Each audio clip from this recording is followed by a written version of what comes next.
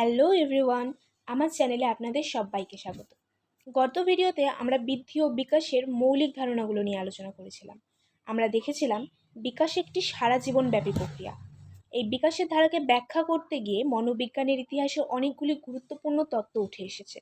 তার মধ্যে অন্যতম কিছু তত্ত্ব হলো পিয়াজের cognitive development theory, Kohlberg's moral and prosocial development theory, Freud psychosexual development theory and Erikson psychosocial development theory. আমি এই সবগুলো থিওরি নিয়েই আলোচনা করব বিস্তারিতভাবে, কিন্তু আজকে আমি যেটি নিয়ে আলোচনা করব আপনারা স্ক্রিনে দেখতেই পাচ্ছেন, ফ্রয়েডের মনোযৌন বিকাশ তত্ত্ব বা ফ্রয়েড সাইকোসেক্সুয়াল ডেভেলপমেন্ট থিওরি নিয়ে আমরা আজকে আলোচনা করব। তাহলে চলুন দেরি না করে শুরু করা যাক। প্রথমেই সেটা হচ্ছে সিগমন্ড ফ্রয়েড কে ছিলেন। সিগমন্ড ফ্রয়েড ছিলেন একজন অস্ট্রিয়ান নিউরোলজিস্ট।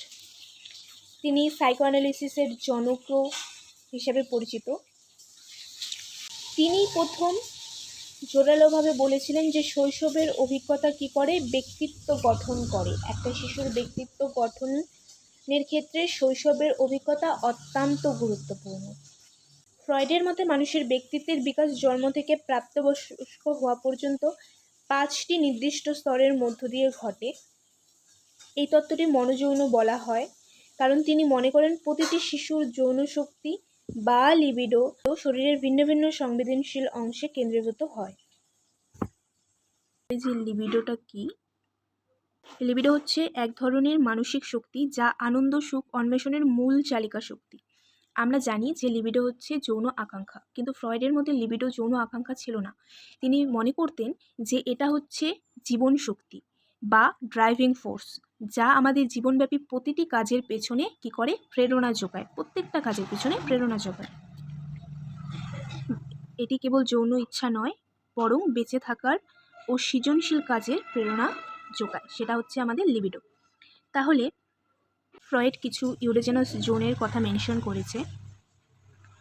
ইউরোজেনাস জোনসটা কি? শরীরের সেসব সংবেদনশীল অংশ যা উদ্দীপনের মাধ্যমে আনন্দ প্রদান করে।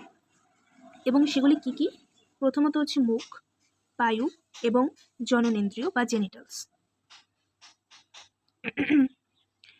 ফ্রয়েড কিছু ফিক্সেশনের কথা উল্লেখ করেছেন। তিনি বলেছেন যে যদি কোনো স্তরে শিশুর চাহিদা খুব বেশি পূরণ হয় অথবা অপূর্ণ থেকে যায়, তবে সেই স্তরে তার লিবিডো আটকে যেতে পারে। একেই বলে ফিক্সেশন। যদি কোনো শিশুকে অতিরিক্ত প্রশ্রয় দেওয়া হয়, কি হতে পারে? পরবর্তী স্তরে যেতে অনীহা প্রকাশ করতে পারে। আবার যদি অতিরিক্ত বঞ্চনা শিকার হয় সেই শিশুটি, তাহলে পরবর্তী জীবনে শিশু সেই স্তরের অতৃপ্তি মেটানোর চেষ্টা করে থাকে। ফ্রয়েড বলেছিলেন যে আমাদের ব্যক্তিত্ব মূলত 3টি শক্তির সমন্বয়ে তৈরি হয়। সেগুলি কি কি? প্রথমেই যেটা রয়েছে সেটা হচ্ছে ইড। ইড কি? এটা আমাদের জন্মের সময় থেকেই থাকে। এটি সম্পূর্ণ অবচেতন, অর্থাৎ আনকনশিয়াস মাইন্ডে এটা থাকে। এটি আনন্দ নীতি অর্থাৎ প্লেজার প্রিন্সিপাল মেনে চলে, অর্থাৎ খাবার, ঘুম, যৌন চাহিদার মতো আদিম ইচ্ছাগুলো সে তৎক্ষণাৎ পূরণ করতে চায়। এটি যুক্তি বা সামাজিক নিয়মের ধার ধারে না। তারপরে সেটা হচ্ছে ইগো। ইগো কি? এটি বাস্তববাদী নীতি অর্থাৎ রিয়েলিটি প্রিন্সিপাল মেনে চলে। ঈদ যেমন ছিল আমাদের প্লেজার প্রিন্সিপালের উপর ডিপেন্ড করতো, মানে আমার যেটা এখন ইচ্ছা হচ্ছে আমি সেটাই এখন করব, সেটা ভুল হোক ঠিক হোক সেটা ম্যাটার করে না। কিন্তু ইগোটা কি? এটা হচ্ছে বাস্তবতার যে নীতি সেটা মেনে চলে। এর কাজ হলো ঈদের চাহিদা এবং বাস্তব জগতের মধ্যে একটি ভারসাম্য তৈরি করা। ইগো ঠিক করে কখন এবং কিভাবে এই চাহিদাগুলো পূরণ করা সম্ভব। এটি আমাদের বুদ্ধিভিত্তিক বা যুক্তিবাদী অংশ। দেন সুপারিগো হচ্ছে এটি আমাদের নৈতিকতা বা বিবেক। সমাজ ও পরিবারের কাছ থেকে যা কিছু আমরা ভালো মন্দ শিখি তা এখানে জমা থাকে। এটি সবসময় আমাদের নিখুঁত বা আদর্শ হওয়ার জন্য চাপ দেয়। এখন আমি তোমাদেরকে বোঝাচ্ছি। ধরো তুমি পরীক্ষায় বসে আছো এবং 2টি প্রশ্নের উত্তর তুমি পাচ্ছ না বা মনে করতে পারছো না। তখন তোমার ঈদ তোমাকে বলবে কি পাশের জনেরটা দেখে নাও, তুমি উত্তরটা জানো না, দেখে লিখলে ভালো নম্বর পাবে, নয়তো তুমি নম্বরটা পাবে না।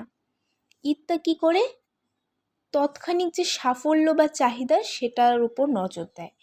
যদি সে দেখে লেখে তাহলে ভালো নাম্বার পাবে, কিন্তু সুপার ইগো সেই সময় আবার বলবে কি না, দেখে লেখা ঠিক নয়, এটা অনৈতিক। কিন্তু আবার ইগো তখন কী করবে, এই দুটোর মধ্যে ইগ এবং সুপার ইগোর মধ্যে একটা ব্যালেন্স ক্রিয়েট করবে। ইগো বলবে নকল করা ঠিক নয়, ধরা পড়ারও ভয় আছে, আবার না লিখলে নম্বরও পাবো না।